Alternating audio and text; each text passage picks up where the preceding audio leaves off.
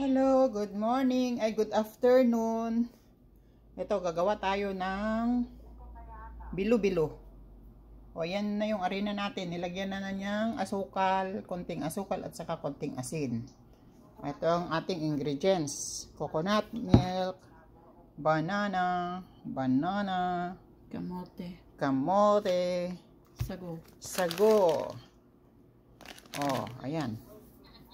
Hindi na kayo at samahan nyo kaming gumawa gamay mo na. Meron din. Adat to daading ko kinimanang ko. Iso nga so dati napanda simang ko idaglo to tayo ti bilo-bilo. Pinatarat. O di may ti tutugawak di tanga agboy-boya ti live.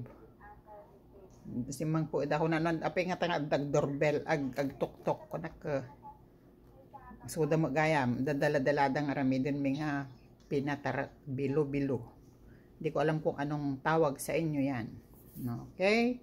Gawa tayo mga kapatid. Kakusina. Guys, ito na yung ating ginawang bilo-bilo. Meron tayo dyan kamote, purple yam, meron tayo dyan saging na saba, saka langka. Nilagyan na rin natin siya ng sago. At may yung malagkit. Niluto namin siya sa gata. O, ayan.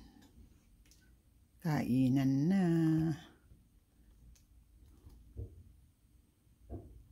Ayan na guys yung ating bilo-bilo na finished product.